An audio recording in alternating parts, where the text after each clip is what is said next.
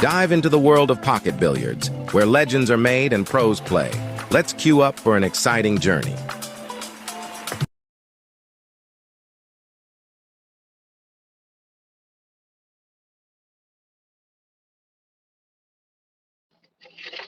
Hello, guys. This is Chris Wilmot, and I'm here with Sean King, and you're watching the Pulling Around Show. Today's going to be kind of a short video just to say thank you to all the people that have tuned in to watch our shows. I want to thank everybody that has joined us for the interviews. We appreciate everybody's input. We really want to say thanks to the people that have subscribed and have shared our channel. And we look forward to seeing y'all after the new year. Absolutely. Thank you guys so much. I want to give a special thank you to Chris. Chris does all the behind the scenes work for this channel, and send him a thank you. If he's selling t-shirts, if he's got a tournament going on, support him. He really is a giver, and I think you named everyone to thank. We've got pool room owners, pool players, cue makers, case makers, and then champion players. And then I guess we could give a really big thank you and shout out to our new sponsor. Sponsor partner, all around great guy. His name is Carlos, and he owns a company called Resolute, and it's out of Lubbock, Texas. And we're looking forward to doing some really big things with him. We've already started selling some of his product, and stay on the lookout for an offer from him to our pool community. Yep. What else we got? He's also working on some a line of clothing that it'll be cross-branded with Resolute Billiard Supply and the Pulling Around Show. He's going to have some one-of-a-kind jerseys that he designed for Sean to wear at Derby City. So look for that. And then I think after Derby City, those jerseys will be available. They won't have your name on it, but they'll be available. Put whatever name on them you want. The gloves. Say something about the gloves. The gloves, by far, have been probably the best glove that I've worn. I mean, just the way they form fit to your hands. They tend to last longer. The strap. Yeah, is good. The strap where you don't have to pull at your wrist to get it to pull up, to tighten up. The Velcro is long enough to where you can just grab it and tighten it. And the cool thing is that the little Resolute, that tag, that logo comes off, and you can use it as a pocket marker. Use it playing one pocket to mark if you owe a ball.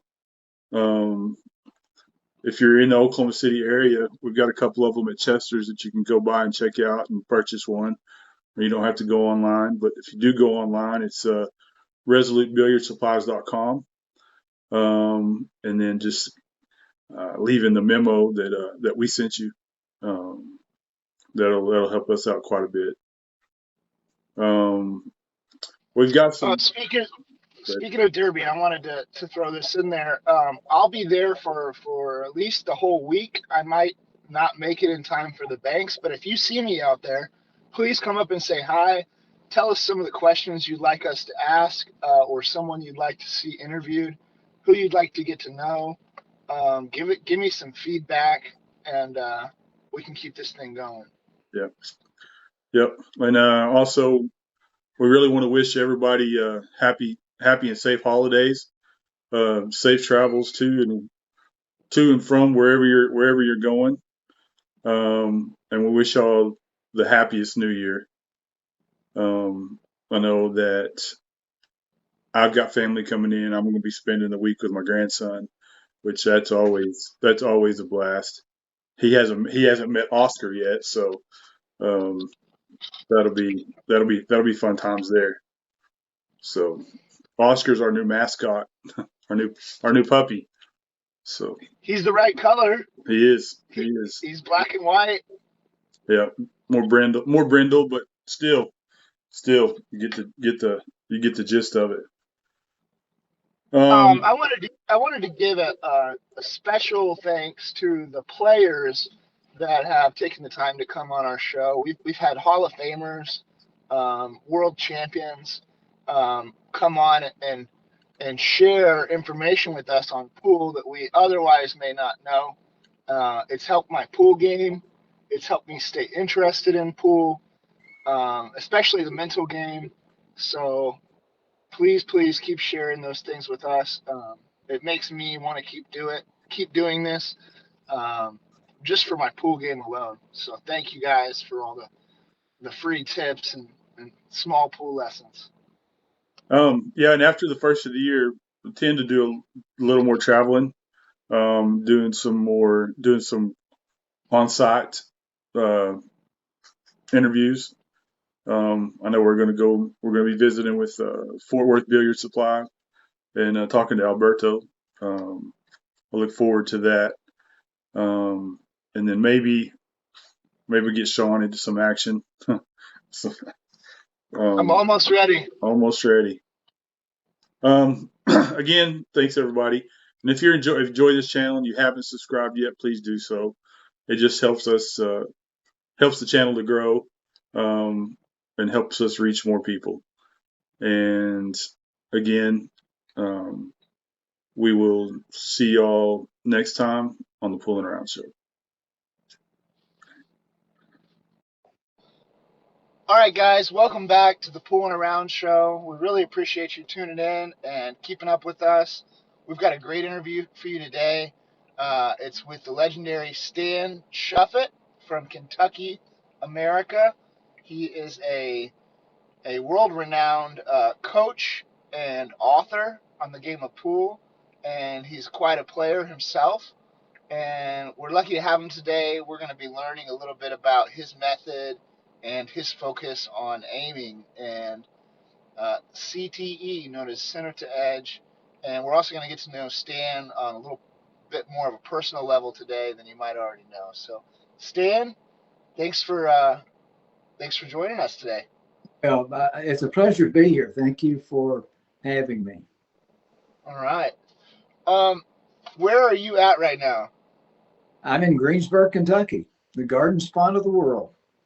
Greensburg, Kentucky. And today's the day after Christmas. It's 2023. It's December Yes. 26th. So, are you with family this week? I have been. It's been wonderful Christmas time. My daughter and her husband and Landon and his wife are in. Landon and Caitlin are expecting, and my grandson was here with Kylie and Daniel. And it's just been a fantastic few days to visit with them.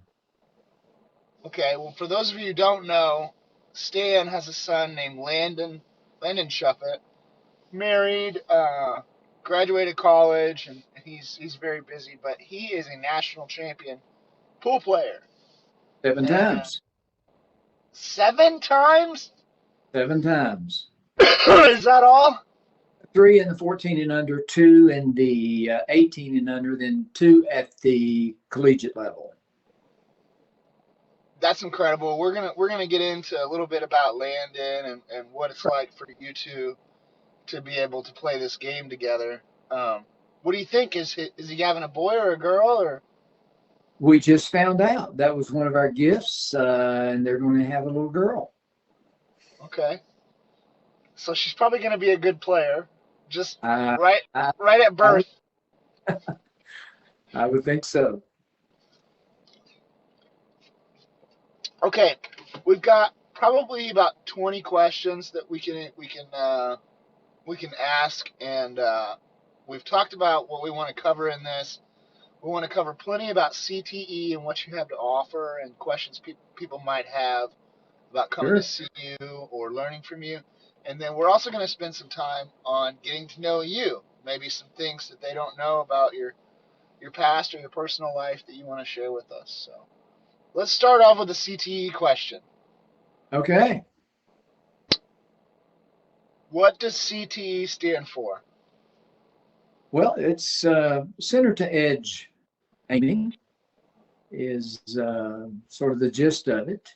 And it's probably one of the most misunderstood topics in the game of pool. And, basically CTE is natural. Hal Houle once said that the top 200 players in the world are using CTE. So it's basically what the top players are doing. I can guarantee you that when I see you several weeks down the road, that you're going to discover that yes, you are doing Pro 1 CTE.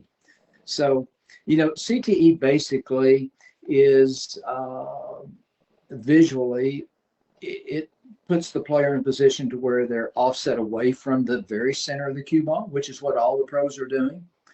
That visual offset results in the player sweeping into their shot lines, which is what all the professional players are doing. Just recently, I was watching a matchroom video, and I had the perfect video angle for Josh Filler.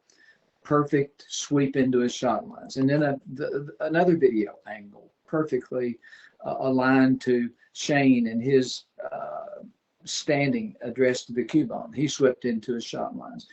Every good player is sweeping into their shot line. So when I'm working with now we're not CTE, talking about sweeping. Sweeping, would you kind of show us what you mean with the cue for those who don't know what that is yet? well, CTE is a visual system, and the sweep is visual. Almost always, when a player is addressing a cue ball object ball relationship, it's their outside eye that's really picking up the center of the cue ball. So when a player falls into full stance, they're actually moving or say migrating a bit from that outside eye to their favorite alignment when they get into full stance. So it's really a visual sweep is just the distance that your vision changes from standing to full stance. So if I'm standing at full stance looking at a left cut, my right eye might favor the center of the cue ball more than the left eye. It would for sure. But when I sweep down, let's say my left eye is my dominant eye. So I would sweep down to my left eye. So the visual sweep is just the distance from the movement that occurs from my outside eye to my favorite line of sight, whatever it might be. And that's what makes Pro 1 such an attractive CTE approach, is because the player gets to align in full stance to their favorite line of sight. Okay. And of course, we can't, you've told me that CTE is taught on a pool table. It's going to be difficult to teach it here on this message, but I want to know what the difference between CTE and this word Pro 1. What is Pro 1?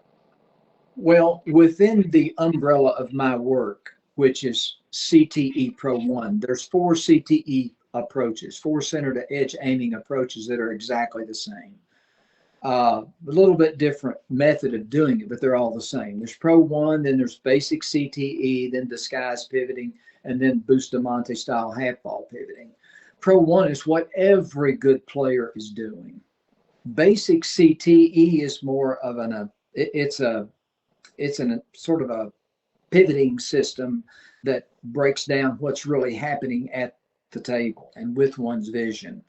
And then there's disguised pivoting, to where it's basically the pivoting method, but you get so used to pivoting, you just sort of eliminate the pivot and go directly to center cue ball. And then anybody that's watched Bustamante play, he pivots his cue in from left to right always. And so I wanted to cover that because that's exactly what he's doing. He's doing Pro 1 in full stance. So. Well, I know that I'm going to be there. I was supposed to come this month, but I couldn't make it. So we've pushed to next month. So this is our first interview. We're going to do another one after Sean gets some help with gaming, and I'm sure you're going to help me with a lot more than just CTE. You could teach the entire game of pool. But I'm looking forward to it. I'm trying to convince my dad to go with me so I don't have to do all the driving. There you go. What would be a reason Okay, let me ask this question. Is CTE complex for a beginning or a novice player? Is it complex? No, I wouldn't say that it's complex, but the thing about CTE is that it's very odd and it's very different in contrast to conventional instruction. So CTE requires a completely different language. You know, you have visual sweeps and you have sight lines and aim lines and parallax viewing. So picking up that new language and what the language entails can seem a little bit daunting at times. But if I'm working with a novice type player, I can pick out one of the CTE lines, for example, the aim line, and just have them to see it and shoot. It's that simple. So if I'm working with your dad, I'm going to say, I want you to see the left edge of the cue ball to the first quarter line on the object ball and just simply shoot. It's that simple. So he's going to start using CTE immediately on the first shot. So two lines are better than one, three lines are better than two, four lines are better than three. So I start off with one line. Then we can add a line. We can add another line. So by experiencing how to really aim, you see, conventional instruction teaches their students to aim with the center of the cue ball. The pros actually aim with the edge of the cue ball. So I can take a beginning player, a novice player right away and have them to offset their vision away from center cue ball so that they can see one of the two edges of the cue ball. That's always there. There's always a left edge. Always a left edge and a right edge. Then there's three aim points on the object ball. So CTE is really as simple as aiming one of those edges to one of those aim points on the object ball. So when people come to me, probably the greatest value is that I can shorten their learning curve immensely. You know, when Hal Houle worked with Efren Reyes, it was only for 30 minutes, and Hal got it. I mean, and Efren got it. So, you know, I could essentially teach center edge aiming in 30 minutes. But that's incredible. Center edge aiming is a lot like someone first learning how to read. And then you walk through the doors of a library and then there's all those books. So when you learn CTE, that doesn't mean, okay, I'm ready to go out and, you know, win the big regional tournament next week. That's not the way it works. But what happens is once you learn CTE, then you're on the correct path. You're no longer behind the center of the cue ball. You're aiming correctly with the edge of the cue ball. You're starting to sweep into your shots. So from that moment on, CTE never stops getting easier.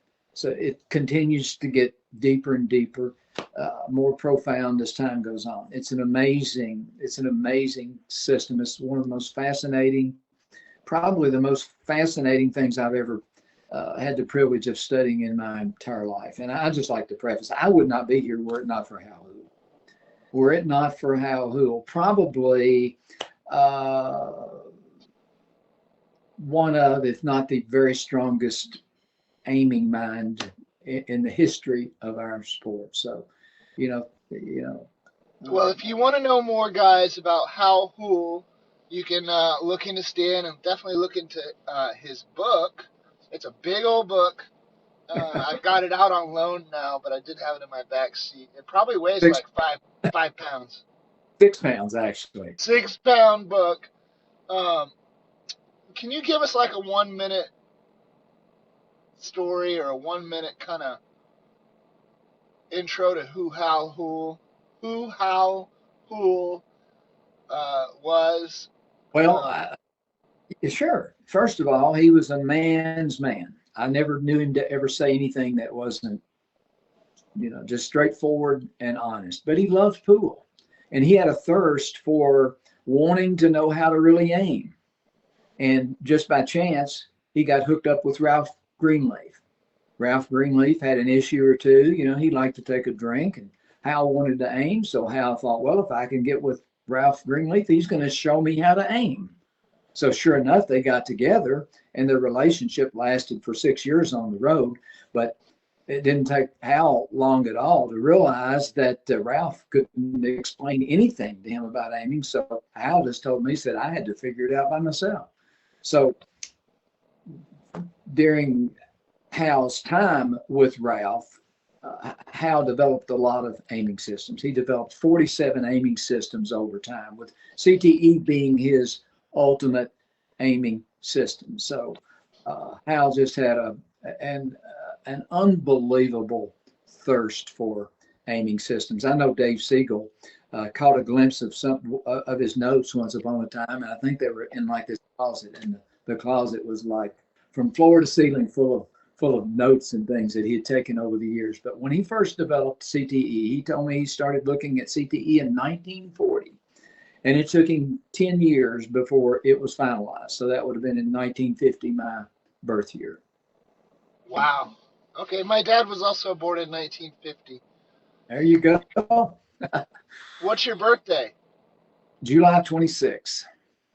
Okay. He's March 29th. March 29th.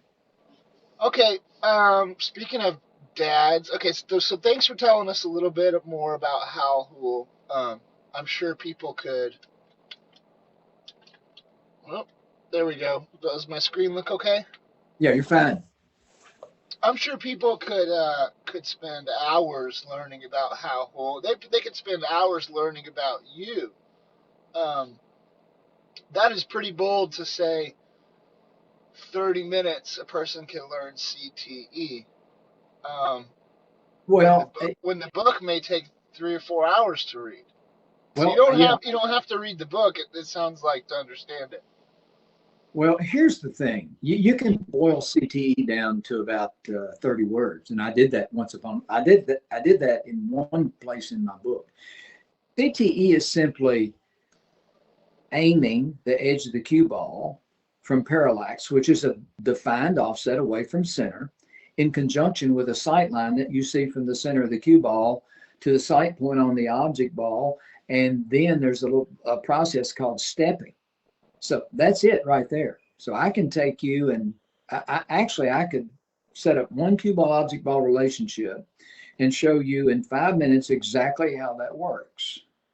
So, but what happens with CTE is you're actually reprogramming your vision, because see, CTE is a very natural, it's a phenomenon actually that occurs from the subconscious mind. You see, CTE has always been around. It's not a man-made aiming system. You see, Hal Hool reverse engineered what was happening with the pro players that he was observing. So CTE is actually an uncovering or a revealing of what happens subconsciously. So you learn how to aim and sight from parallax, and how to step the cue ball, and how to align to that one tick center. So it just takes a while to reprogram the vision, because, you know, how many years have you been playing? 21. So you have 21 years. You have 21 years of conventional habits. So I'm going to start. I'm going to break that, and really a lot of what I'll be doing with you is, I'll guarantee you're already doing CTE. So I'm going to coach you into, okay, here's what you're doing. You're already doing Pro 1. So now that you can understand it, you will understand it. You'll derive probably 10 times the benefit from it by understanding what it is you're doing versus just doing it on the fly by feel. Okay. We did have a chance to talk about players that play by feel, or they get to play for long periods of time. Maybe they get to practice for 20 hours, 30 hours a week this week, but it's all by feel. So when they stop playing as much, they can't just come back and find those sight lines. That you hit the head of the nail right on the head there. Yeah, when a player plays through his 20s and through his 40s, and he's engaged in a lot of play. I mean, you live, breathe, eat pool. Then all of a sudden you wake up one day and you're 50 perhaps or 55. You think, I can't do that anymore. So it's very hard to get back to the table and try to duplicate those 8-hour sessions or 12-hour sessions. But with a knowledge of centered edge aiming, it's as simple as aiming the left cue ball edge to A. You don't ever forget how to do that. That is the major beauty of CTE. It's exact, it's precise. You can offset to a precision gearing that occurs between the cue ball and the object ball. With a zillion shots on the surface of a 2x1 table, there's only like 3 major visuals. So the game is largely, I mean, it's visual physical. That's how we play the game largely. Visual physical. The visual part of the game is overlooked a lot in today's instruction. It's a lot about stroke. If you listen to commentary, the greatest commentators in the world, when a person makes a mistake, it's a stroke error. But pool is largely visual. 60% of our brain is made up of a visual complexity. So CTE gives you this visual process, which takes you to an alignment, a one-tick precise alignment. And that's the most important part of the stroke, and the cue's not even moving. Because if you don't get aligned right, you're cooked to begin with. So, an interesting thing about CTE in contrast to conventional aiming is, and this is something that I've really just connected with over the last many months. Hal Hool always talked about a half ball alignment, but conventional pool teaches the players to put the tip right in the center of the cue ball between the 2 edges. But largely that is not what's happening. When a player sweeps into their shot line, they're actually sweeping into one half of the cue ball or the other. So they're sweeping into a cue ball that has unequal halves. There's a lighter side and then there's a heavier side. So that I sort of lost my train of thought there, but so help me get back onto my train of thought. Well, I liked what you were saying about the sweeping into halves of the ball, and then there's a lighter side and a heavier side. Yes. What I'm visualizing is when you use some inside, you get to hit the heavier part of the cue ball, and when you use outside English, you're hitting a lighter part of the ball. You're hitting a lighter part of the ball. And it's not something that you'd really notice just by looking at your alignment, but by looking at the behavior of the cue ball. And after it has its collision with the object ball, it's easy to see. But it wasn't until I started working with real large models of the cue ball and the object ball that I could actually tell that there is a difference. But why would Hal Hool say you're engaging in a half ball alignment? There has to be something that's a result of that, and the result is unequal halves. And I've come up with just a little simplified system to help address that, and I call it SS3, Stan Shuffett 3. So when a person sweeps into center cue ball, they have the option to go with that center cue ball alignment, which always provides a slight overcut to the ghost ball core. Then you can go to the inside slightly, which really you're accessing more center when you do that. So that's something we can get into when you're here. It's pretty amazing because you're really not at center cue ball. You're at the patch of ticks that represent center cue ball, but you're on the very outside edge of that patch. So you can pivot your cue, swivel it to the inside slightly for a little bit of a heavier cue ball or more center cue ball. Or if you go to the outside, you're going immediately to rotational spin.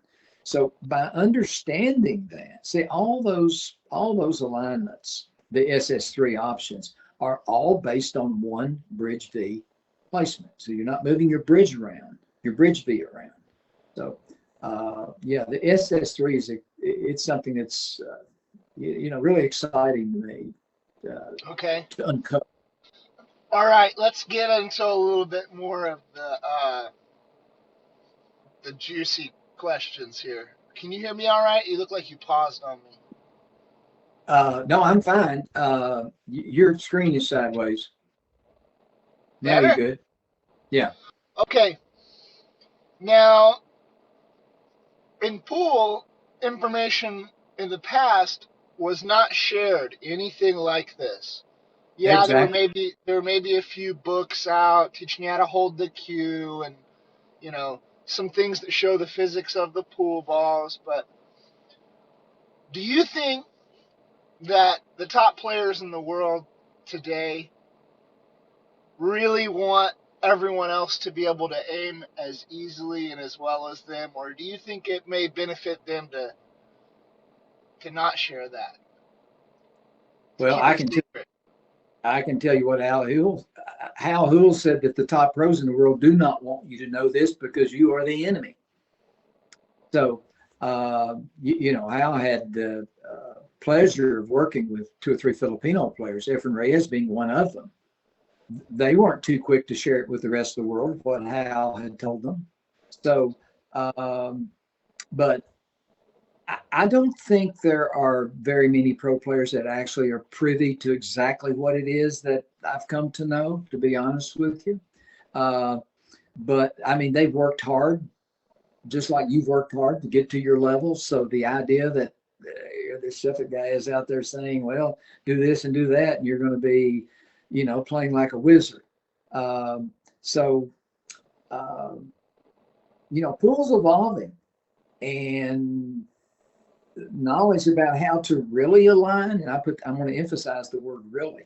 You can learn how to really align, because it's like Hal Houle said, CTE occurs on a completely different dimension and on a completely different plane. In other words, you're seeing in a new dimension.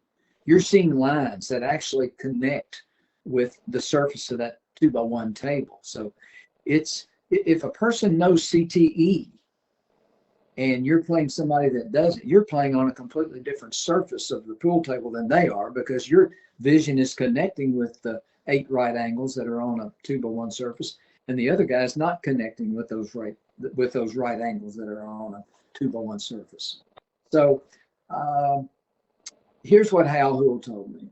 He said the American players did not have, for the most part, did not have a center cue ball system like the Filipinos do. Okay. So that was telling me that the American players did not know, or do not know, centered edge aiming. Of course, that's changing. There are some now that do. Okay. Well, it's kind of like when I was in college, I took some math classes, let's say like calculus, right? Going and understanding how to do calculus or pass a calculus test is not the same thing as being able to teach calculus or to share it. So I think a lot of players, they definitely know how to aim. We can and align themselves, because we can sure. see their results. Sure. What do they need to do to learn how to educate other people on it? Because we know that knowing something is not the same thing as being able to teach it. Are they just like blind to what they're doing, kinda, or what's the? Well, first of all, there's a group of players out there that are gifted, talented, that play on instinct, that they really don't need to understand that they need to be at parallax. They are, but they don't, like Josh Spiller and Gorst. They're doing CT, but they don't need to know it. They're so gifted. They just sort of transcend that. But there's also a group of players that are handicapped if they don't fully understand that they need to have their vision all set away from center to what is referred to as parallax. So, players, they get in a zone, they stay there, then they fall out of it. So what happens a lot of times with the good players, they get in a zone, they play good, they fall out of it, but they have trouble getting back into it. because they resort to what it was they learned when they were young, whether it be ghost ball, contact points, or fractions. And I'll give you a prime example of this. C.J. Wiley came to me at Tunica, Mississippi, after he'd been referred to me 3 times, and he said, I need to talk to you. There's something missing in my game. So, I was honored to work with CJ. So we found a table and we spent a couple of hours working together. Within minutes of having shown him the 2 physical movements, the 2 visual sweeps in the cue ball, it was like, and he shared this with me, it's like the weights have just been lifted off my shoulders. So when he was playing, and CJ, one of the best to ever play the game, he was sweeping into his shots physically and visually. So when he had his long layoff and was getting back into the game, he was resorting to what he learned when he was first learning the game, going straight in. So once he revisited what it was that he did when he was younger, he was one happy man. So that's one of my better experiences with working with a professional player. Well, let's talk about, okay, we can talk about CTE I know for you for this entire interview, but I've told you and I've promised you that we were going to talk about more than that. And can we just jump over maybe we're going to get back to Landon because that's such a cool story Okay, that great. we can all pay attention to. But let's talk about Landon. You've told me you have a past in education, specifically special ed students.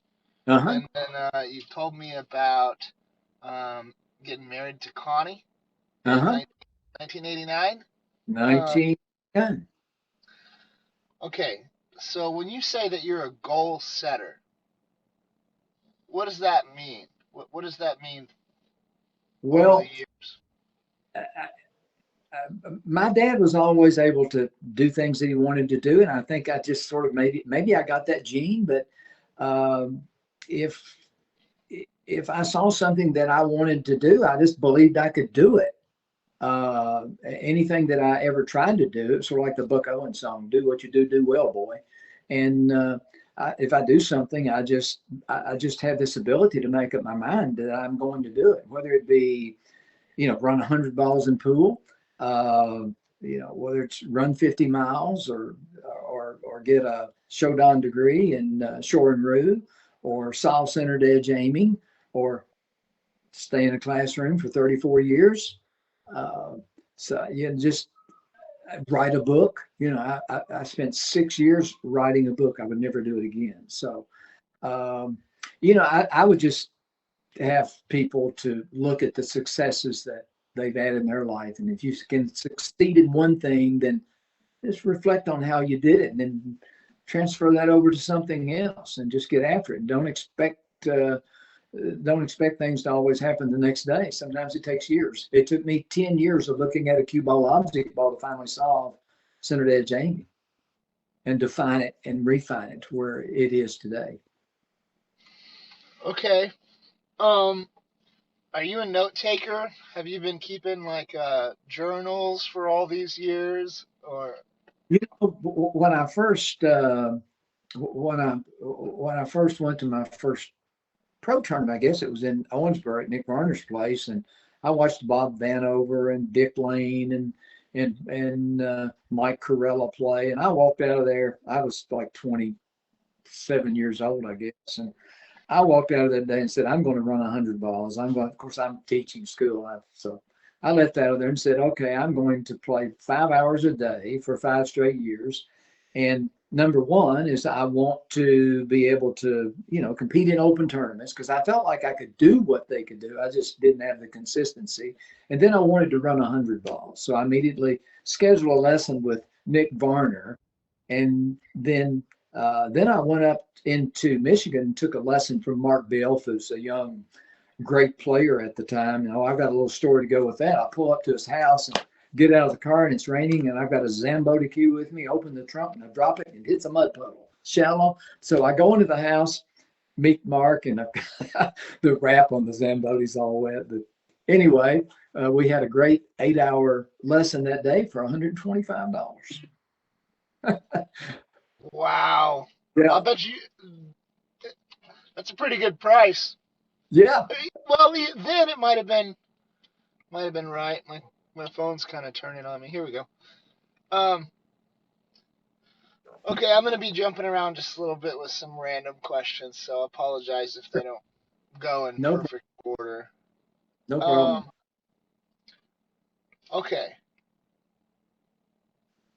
let's talk about 1977 and your 14.1. There's a tournament that year you were telling me about. I've got the note written down. 1977 14-1 tournament. What's Yeah, that? we're at Nick's place. So, uh, I was like a kid in the candy store. I walked through there, and Nick is Nick is there, and like I said, Mike Corella and Bob Vanover and Dick Lane, and there were several other players there, but they were having a 14.1 qualifier for the United States Open tournament.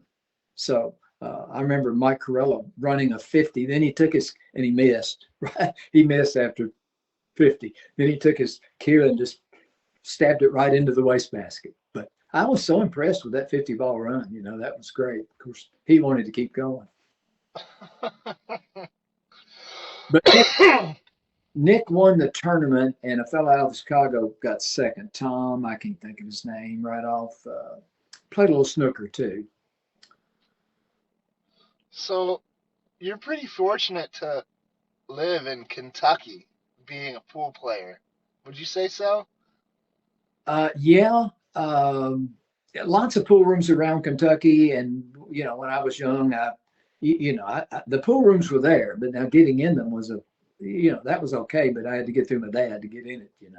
So yeah, there were plenty of pool rooms around. Very very popular pastime in the state of Kentucky, all over. All the counties had pool rooms, and every pool room had a front table that was playing bank from morning till midnight. So that's how everybody developed their banking skills. Now, most of us that are going to be listening to this or watching this interview know a little bit about pool and bank pool and Kentucky being, I don't know, the capital, would you call it, of bank pool in America? There's as It's much bank pool. yeah, it's recognized as a bank capital, but you could extend the line on up to Cincinnati and over to Chicago and sort of make a triangle there. But yeah, there's great bank players, Kentucky, Ohio, and then over into Chicago. And then down, Eddie Taylor from Knoxville. So you could reach down there and pull Eddie Taylor into the mix real easy. Knoxville Bear. Did you get to watch him play? I did not. I heard a lot of stories about him. I would have loved to have seen him play. There's a documentary on YouTube about him that's great. Mm-hmm. Um, Check that out. it's pretty good. You can watch him shoot some of these banks in, and even at his age, he's just dabbing them straight in the hole. Yeah. Okay, so enough about Kentucky. Let's go with. All right, let's just get into Landon. So Okay. you're already an accomplished player when he's born, I believe. True. You're already like you've ran 100 balls at that time. No, actually, I didn't run my first 100 until at some point after he was born. I forget the first year. I did take notes on all my runs. Anything that was over 30, I documented it, so I could go back and check all my dates. Yeah, when I first decided I wanted to run 100, I thought, well, surely if I run 1,030s, one of them will keep on going until I get to 100. So I think I was about 330s in before I hit my first 100. But my all of my straight pool for the most part was on a pro diamond. So I didn't have the luxury of playing on bucket pockets where maybe I would have had 25 100 ball runs now, but instead it's just a handful because all my playing was on diamonds. But yeah, that occurred after Landon was born. Okay, now okay, so we know that Landon turns into a 7-time national pool champion, Hmm. uh, and goes to college to play on a, to and played pool at the same time. That's just an accomplishment in itself. Um, to get a degree and play that high level of pool. So what he comes out, he's in diapers, and he's just, in the pool room there with you. Well, How's it start? well, he would just crawl around on the floor, and every now and then I'd put him on the table, and he would crawl around on the table, and he made the funniest looking bridge. He would put his hand on the table like this and just stroke the. I had a little short, fat cue, and he'll never be able to play. So finally, one day, he was he was 5, maybe about 6, and I said, "You're going to have to get on the floor if you want to play." And he actually teared up a little bit, went into the main part of the house. But a few minutes later, he came back out and he said, "Okay, I'll try it." So uh, I set the cue ball up next to the rail, no object ball, and I said, "Shoot this into the pocket." So he had a little sidearm Keith McCready type stroke, and he stroked that. He just took one shot, stroked the ball into the corner pocket, and my jaw dropped. I walked straight into the main part of the house, and I told Connie, I said, "There goes my pool game because I'm going to spend some time with this young man. He's talented." And that's how it all got started. So, a year later, he was on Ripley's Believe It or Not. So it What was he happened. on there for? Well, I guess. Oh, I remember how that happened. I was at Derby City, and it was almost like it was just sort of a serendipitous kind of thing. There's this fellow from Memphis, Paul, and I cannot remember his last name, but he got a phone call from Ripley's Believe It or Not. And they were searching for a young kid to do a story on. And Landon and I were right there, and Landon was hitting some balls. And he said, "Well, there's a kid right here that might work." So they put us in touch with Ripley's right there, and that's how it all happened. It's Landon was doing trick shots there at Derby, when he was 6 years old. So uh, they were looking for a young kid to feature.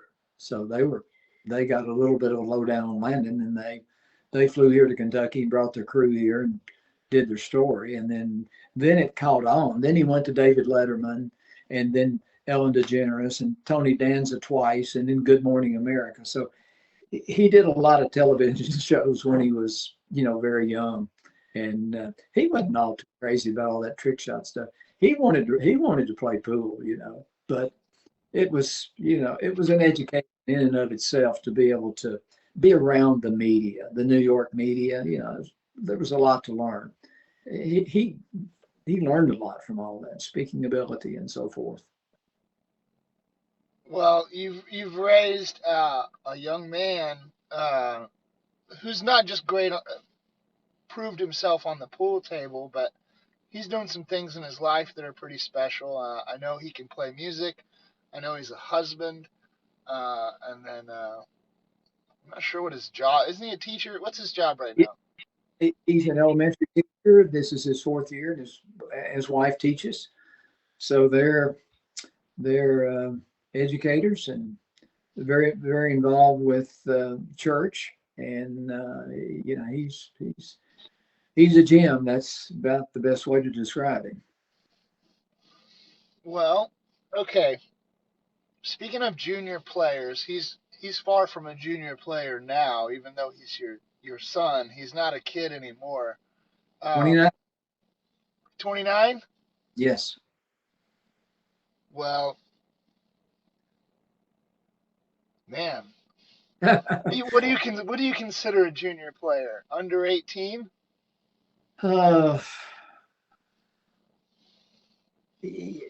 Under 18 for sure, but more like more like 8 or 9, 10 up to 16. When you're starting to hit 17 and 18, you can play like you can play with the best of them. Some of these young kids can. So, but yeah, I guess the definition is still 18 and under. Okay. Well, what is it like uh, to have your son so dominant in junior pool. Um, did it help your pool game? Did it take away from it? Or, I mean, you talked Well, about some of the shows, but what about oh, just going to those events? Did that kind of, I I all but stopped playing and started packing him around. He played local tournaments, but then anytime I could leave the state to get him to a tournament that was significant, I would. So, I mean, I kept playing, I just wasn't competing. So every now and then I would compete, but it was not much. But um, yeah, it was an experience to to pack him around. The 7 or 8 different states in this area. Anytime we could get somewhere on a weekend, we'd go because I knew that I could not have him to develop as a player unless he could see other better players. He had to see a variety of players, play a variety of players, and be in consistent competition like that. So I just fostered that for him. well, he's definitely inspired me. It might have been 10 years ago, but it was in Tunica, Mississippi. It's on a 10-foot table. I'm there with my dad, and Landon is playing Earl Strickland, and he put on a clinic. And I'd heard the name Landon Shuffett before, but I'd never seen him play. YouTube wasn't really, I mean, there wasn't any videos really of him. Uh, my dad goes, "You need to watch this kid play." And I said, "Well, who is it? Who's he playing?" He goes, "He's playing Earl Strickland." And my dad picks out the best seat, of course, closest to the players so that he can see everything. I think watching Landon play that night or that day, it kind of just inspired me. If you can be that young, take down a legend, and on a 10-foot table, he just looked seasoned. You know, I was just envious of the control that he has. So from that day on, I became a Landon Shuffett fan, not just because he beat Earl Strickland, but just because of the way he played, especially the way he breaks the balls. Yeah, he studied Ching Wu's break, Ching's break, countless numbers of hours. I mean, I would have bought a Landon Shuffett T-shirt that day. I watched the entire thing, and a lot of people were there to see Earl's antics. But it's always a mystery what he's going to say to the crowd or people. But getting beat by a kid, in his mind, what he thought was a kid, was he wasn't liking it at all.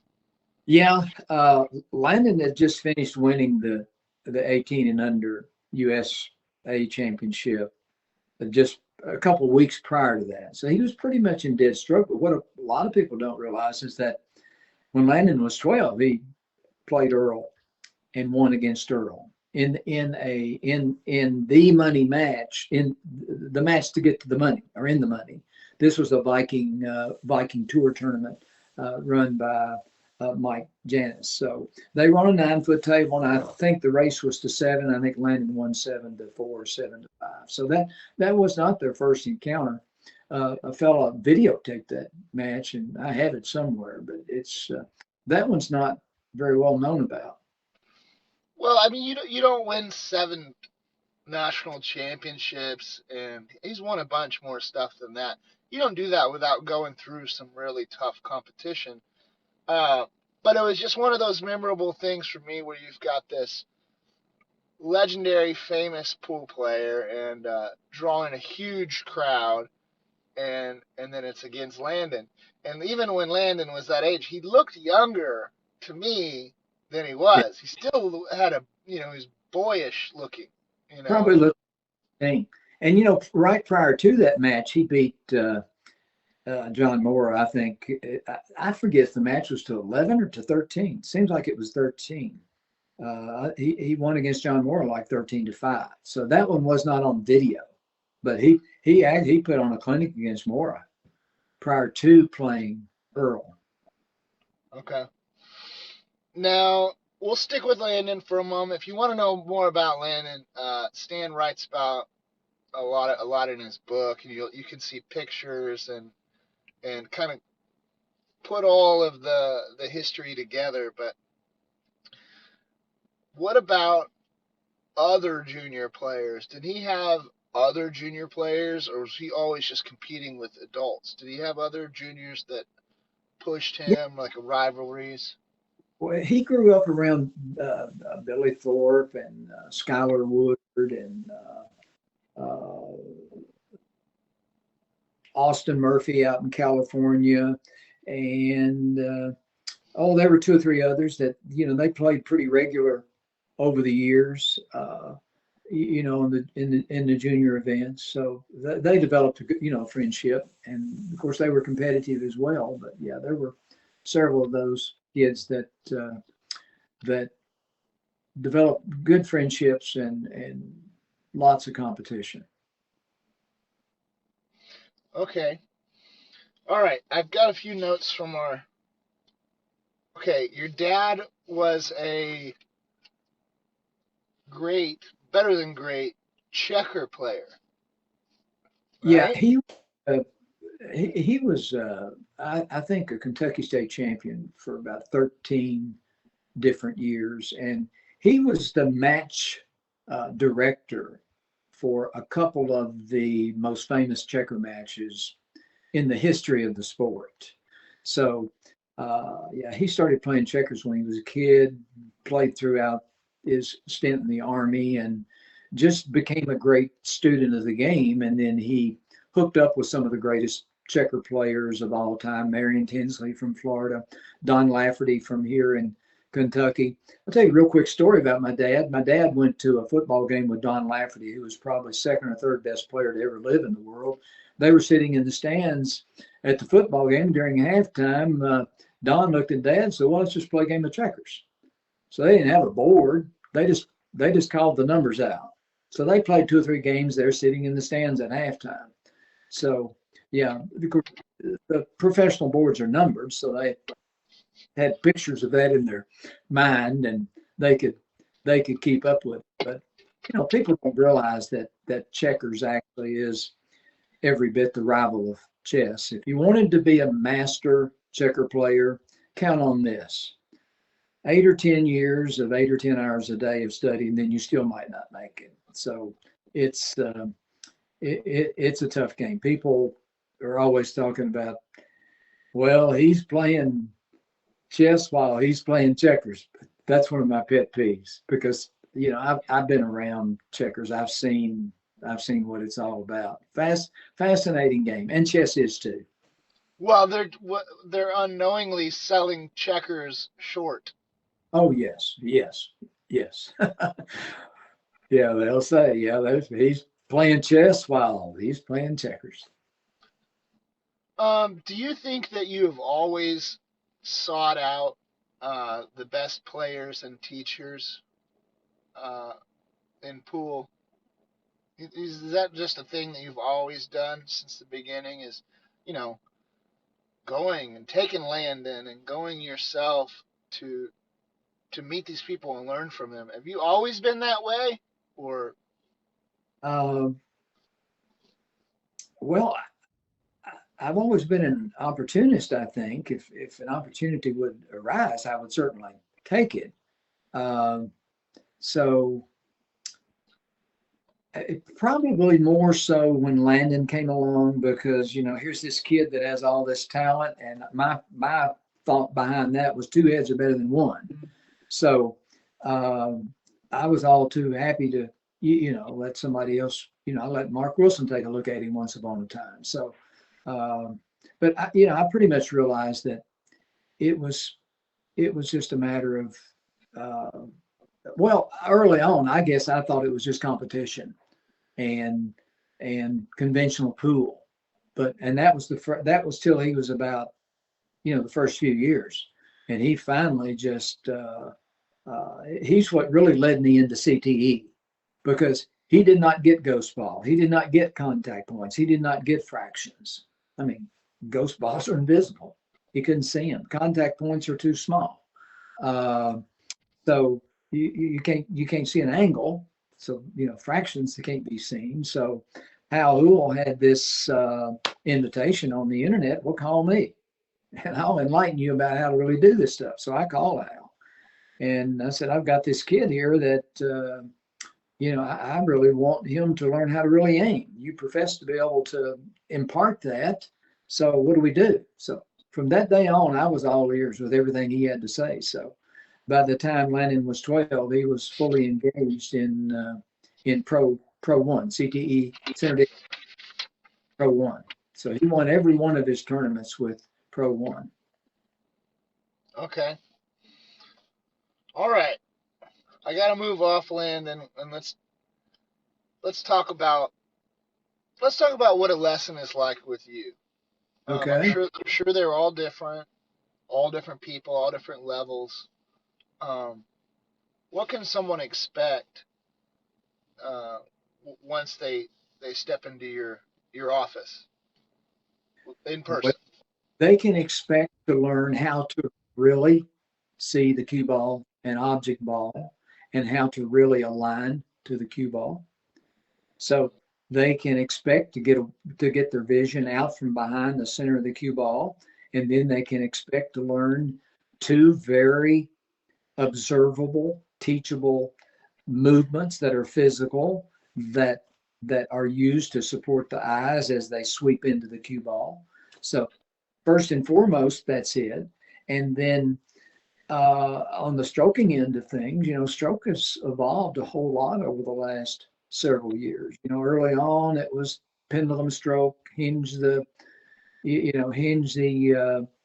elbow so that it's just lower arm movement only. But I'm a firm believer now the larger muscles are important to use because it creates relaxation at the finished part of the stroke. So, I'm at least going to cover those three things: how to see cue ball, object balls, how to move into the cue ball, and then how to stroke like Fedor Gorst. You won't do that in one day, but you can certainly be on the correct path to stroke correctly and on the correct path to how to see cue ball object ball relationships on the 2-1 table. It's not difficult. It's very easy, actually. It's just you have to get over the idea of you've got a brand new language.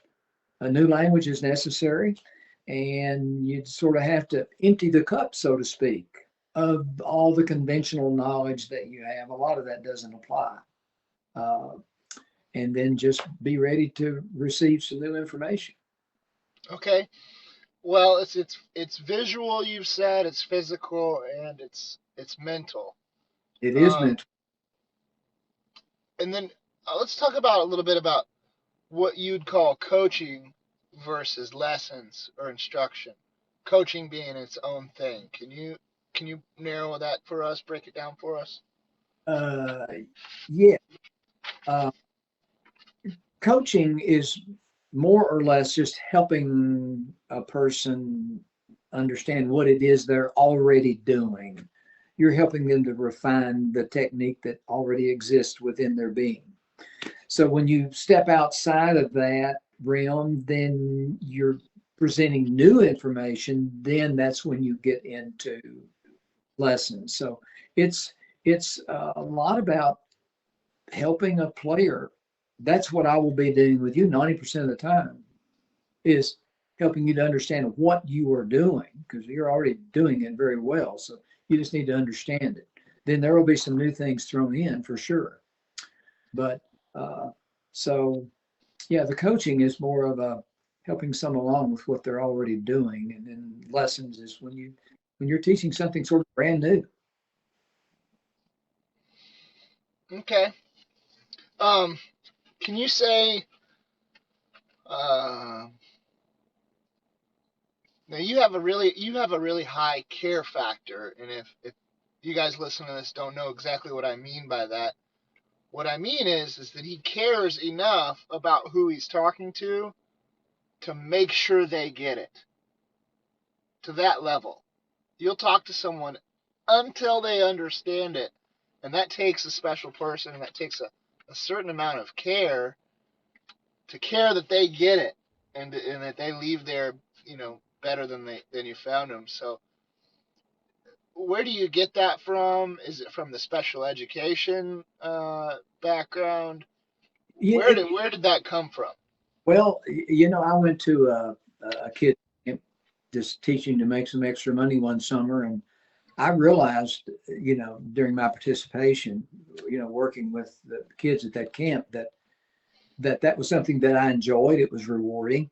So I think I've always had that nurturing factor about me. But I'll have to talk about Jimmy Hodges for a minute. He recommended a book to me once upon a time, See at the Top by Zig Ziglar. And he said, this book changed my life. You should read it. So I picked up the book and I read it, and it was a very good book. But one of the principles in that book was, help other people get what they want, and it'll come back to you 10 times. So, I mean, I certainly don't help somebody out calculating 10 times, but it's true. When you help others get what they want, then it does come back. And that's just something that is a fact that has happened in my life over and over. And, as far as caring, I've got 200 videos on YouTube, probably. I have a centered edge aiming group that I post on regularly every day. So I'm constantly giving so that the students that have my book, the students that come to me, can have a continual education outside of my Just Hewitt private facility. Well, you're definitely sharing in abundance. Basically, if you're a pool player and you want to learn how to aim, how to see what the pros see, you've got no excuses anymore. You'd have to go find some master or seek you out, but now you just lay it out there on Facebook, online, in the book. There's no excuse. 200 videos, right? That's right. And, it's viewed as being complex. It's viewed as being, very controversial. But, in the 1995 Pool and Billiard magazine, Sherry Stouch was interviewed Neslie O'Hare, Jeff Beckley's fiance. I think that's right. Anyway, she said, well, Efren taught me how to aim. He taught me to basically aim with the edge of the cue ball. There's two edges at 3 aim points on the object ball, which he said to divide the object ball into quarters. So that was the first real time in my mind that the center to edge aiming genie was sort of let out of the bag. The cat was let out of the bag at that moment. But a lot of people really overlooked that. But what he was saying there was get your vision away from center and aim with the edge of the cue ball. So Efren was playing and is playing today with a mindset that is solved aiming. So when you work with CTE, you're going to get a glimpse into Efren's eyes. This man played knowing he was aligning to an exact center. Hal Houle saw to that. Hal Houle shared that with him. Hal Houle took a special pride and joy in talking about the Filipino players. They made a special effort to come to the United States to see Hal, probably in conjunction with their trip to Houston. I don't have the details on that. But Puyallup Sports called Hal and set up a meeting at a California pool room. And Hal met Efren and 3 Filipino players there, along with an English-speaking gentleman. And Hal went over the basics of centered edge aiming. So, he told me that story several times. Never once in my life have I ever had any reason to ever doubt anything that he ever told me. Okay. All right. Do you remember? This is a question that we haven't talked about, or hadn't come up before, but it's about junior pool and competition. Have you heard of it's like the Junior Mosconi Cup? I want to call it like the Atlantic Cup, or Yes, I'm familiar with it. That was after Landon's time. Okay, so Landon never got a chance to play in that. No, he didn't. Who's the coach for that team? Well, I think perhaps Allison Fisher was involved with that one year. I'm not for sure if Mark Wilson was or not, but I'm pretty certain that Allison was, and then another professional figure. Not, I don't think it was Mark, but could have been. Um, it escapes me right. Would you say yes if you were offered the position to be the American coach? Well, that'd be something I would have to think on a lot because, you know, that old song, Do What You Do, Do Well, Boy by Buck Owens. If I decide I'm going to do something, then I get so involved in it that it might would kill me to take something like that. But, you know, I would certainly never say no to an opportunity to, you know, to work with junior players that were at that level and wanted some assistance and advice on what's really happening with vision and alignment. I'd be happy to lend my support for sure. That's a given. As far as taking the coaching job, you know, and handling that, I'd have to think that through. I'm 73 now, and boy, I've done a lot of traveling in my time. I'm sort of enjoying being a homebody right now. Well, your students come to you, and that's probably a nice position to be in. You've earned that. Why don't we talk a little bit about the facility you have? I know it's just one 9-foot pool table, but can you talk about your setup? Well, it's a sort of a separate building from the house. It's actually a part of the house, but you sort of have to go through the garage to get there, so it's completely private. You could set off a little. You could set off a cherry bomb or a pack of firecrackers out there, and no one would hear it in the rest of the house. So it's very private. Restroom right by that, but yeah, it's a small room, 4.5 by 9, diamond table, you know, video capability and you know all that goes with it. So it's very nice private area. Okay. So you're saying like Landon can be in there breaking the balls 100 miles an hour and it doesn't wake Connie up? No, we could do whatever. Now I do have another table in my home, a 10-foot table, that came from Tunica. So it was in my original pool room. So, You've got a Bigfoot table? yes, I do. It's in the original pool room. So I was mowing the yard one day and I was making a swipe through the grass beside the garage, and I said, I could put a room right here on this, just add it to the garage. The door's already there. So a few months later, there was a pool room. There was a teaching facility right there. So, you know, thought can be dangerous at times. You think about something, then all of a sudden you do it. But it was a positive thought. You know, positive thoughts are probably 100 times stronger than negative thoughts. So, you know, so I had this positive thought about putting a room right there, and it's been well used over the years. 10-foot diamond table. Yeah, I think there's only one or two tables like that that are actually in, you know, residences around the country. It was a pill to get in the house, but we did it. You can just rent that one room out to me for the week that has the 10-footer in it. That'd be great. Work me out a good rate. Well, you just come up here and just avail yourself to it on me. Okay, let me make sure. Okay, you got to tell me about little David, known as Catfish. Well, yeah, when I was 8 years old, and I knew that good stuff was happening in the pool room.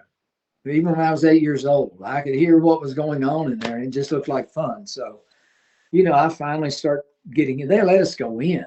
So, you know, I'm in there, and Immediately I'm attracted to the characters, and it didn't take me long to realize who the better pool players were. But my first hero was little David. He was a small guy, but boy, he played a really nice game. His fundamentals were just awesome, uh, and uh, I just really looked up to him, watched every move he made at the table, and anytime he was there at the pool room, if I wasn't there and I could see his car there, then I would always make it a point to be there to watch him play. But he was my first inspiration to play the game. Uh, yeah, little David. Wow. Why did he have the name Catfish? Oh, he probably uh, was on Green River in some way or another, catching a catfish or maybe taking a catfish that wasn't his or something. I don't know. He was a character, good guy, but I'm not for sure. But I'm sure it had something to do with Green River and fishing. Okay. Well, I asked you a question before about playing at a pro level and working a job. And you said, yeah, I think a player could do it. Why don't you elaborate on that a little bit more for us today about, you know, Yeah, yeah, it's probably a little tougher today than it used to be yesteryear because today's professionals are professionals. I mean, look at Tyler Sauer. He treats the game as about as professional as it can be. And then you look at Josh Filler and Federer Gorst and Christina and uh, these people are after it. I mean, the programs and things that they follow to hone their skills are demanding. But having said that, if you look back at like Bob Vanover from Texas, I think he won several Texas Opens. He's even has 1,000 match to his credit, but he played just about as good as the top player, just a little bit under them. Then there's another fellow that little known, Frank Tullis, was a working player, an executive of some sort, but he played very well. He was a Kentucky State straight pool champion, played good one pocket, good nine ball, but always a little bit under the top players. Uh, so it's possible to hold a job and play very well. You take Duke Leahy out of well, he's from my area, but he went to the Navy and lived in Virginia Beach. But he played with Dave Bowman, and he would probably play pretty close with Dave when he was playing his best. But Duke eventually ran a 200 ball run in straight pool, and he's a positions assistant, so did well in the Derby City Classic, did well in the U.S. Open time or two. So it's possible to work and play play very well. A lot of players do it, but it takes a special kind of dedication to play.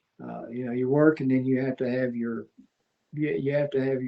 focus in order after the work hour's over. Probably helps not to have kids. Maybe I'm just throwing that out there.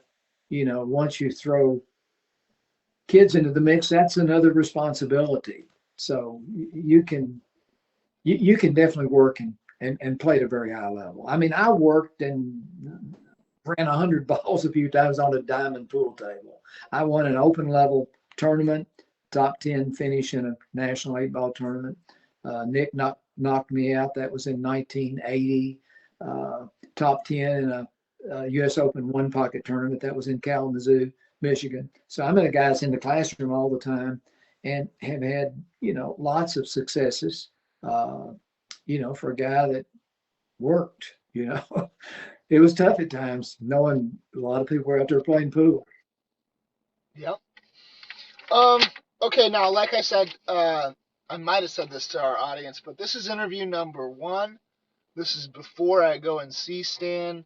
I'm going to have all kinds of questions from you guys to ask Stan while I'm there. So be sure to get those questions in, and you can ask Stan directly, but if you're on this channel and you want to know anything, he's probably gonna tell us. He's been an open book with me. Um, what do you think? You want to end us with a pool story? You gave me a couple the other day. You want to hit us with one? Well, I can hit you with one or two, maybe. Okay. Well, I'm thinking about, banking. I'm probably the only player that's ever double dipped Billy Thorpe in the finals of a bank tournament. This was in Cincinnati at one of Shannon Dalton's tournaments, and Shannon was having a 9-ball tournament in conjunction with a bar table 9-ball. So I'm playing back to back to back to back for 2 days. I ended up finishing third in the 9-ball, but I came through the bank, and Billy won the winner's side. So I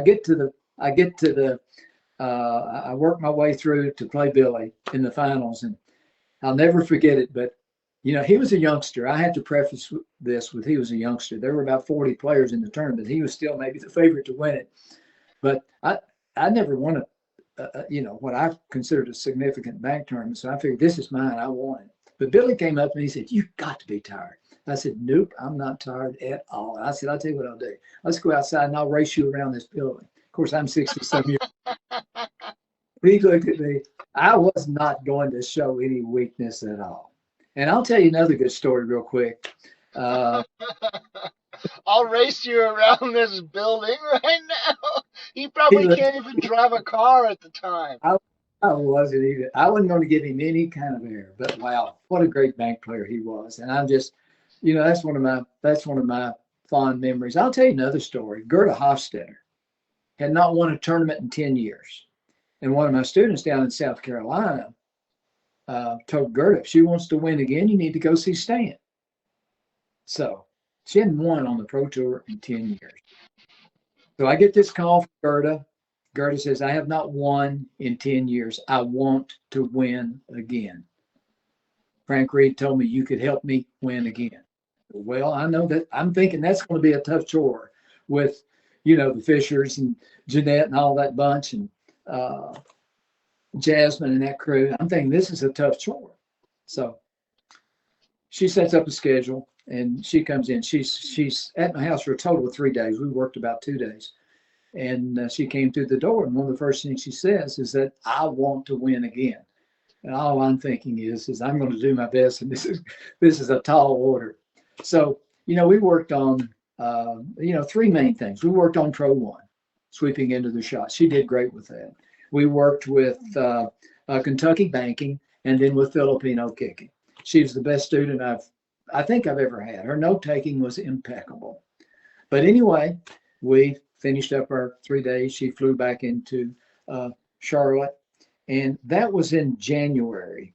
And in March, her very next professional tournament in San Diego, she wins it. So she's on the cover. She's on the cover of Pool and Billiard in April. So wow. Now, what's the chances of that happening? Now I have to. If she did all the work, I'm sure there's some kind of a little sliver of credit that I can take from that, but that was a good story. Well, that's what you want. You want to be able to put your effort into something like that and then come out winning. I mean, if she would have just played well, that would have been a great story as well. But the fact that when someone wins, it's so hard to win at that level. Yeah. And it could have been just completely random, but she had her mind made up. She wanted to win, even when she did. Even when she finished the lesson and she was back in Charlotte. A couple follow-up phone calls on this drill or that drill that she was working on. So that was a fun experience. One other little quick detail that I could share with you. Charlie Williams got with me many years ago. He was watching Landon. Landon was the youngest player to ever win a match at the U.S. Open. When he was 12, he beat a top-tier Taiwanese player, Julun Chen, maybe. But So Charlie came up and said, "That's your kid? You're working with him?" I said, "Yeah." I was taking notes on his makes and misses or whatever. He said, "I've got 2 girls from Korea. I'd like to spend some time with you. Yudam Cha and Bodam Cha. Urim, actually. It sounds like Urim, but it's pronounced Yudam. So Yudam was, celebrity in Korea. 80% of the people in Korea know her out of like 80 out of 100 million people.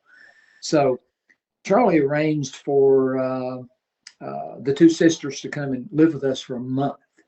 So I'm able to work with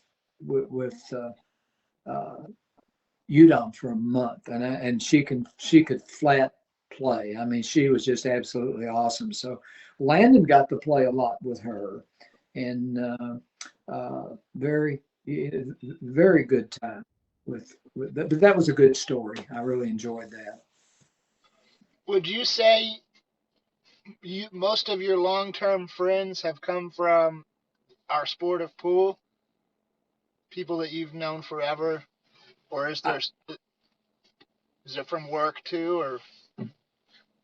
Yeah, yeah, I've been blessed all around the country because of pool and out of the country as well. So I'd say most of my long-term friends have been, a direct result of having been involved in the sport of pool.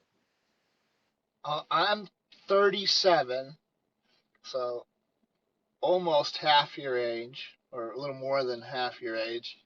And so right now, where my life's at, probably 95% of the people that I know in life all are pool players. Yes. And I don't know if that'll ever be different. It might be Well, forever like that. There's lots of great around the world, but as a group, pool players rank at some of the very best to me. The characters that are in pool, the people that are in pool, that's always been my attraction. Yeah, I guess I'm a character just like everyone else to some degree. So, but when I was young, I was just drawn to the people in the pool room. So I loved it. So that was a good thing. I mean, the pool room probably saved me in a way because it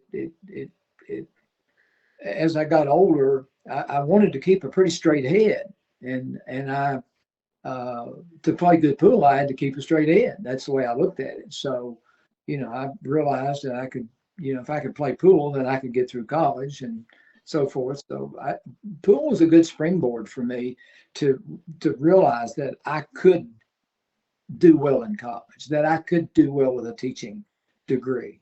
So, yeah, I always wanted to keep but most of the time, pretty clear headed and refreshed. But, having said that, I'm probably just an old hippie.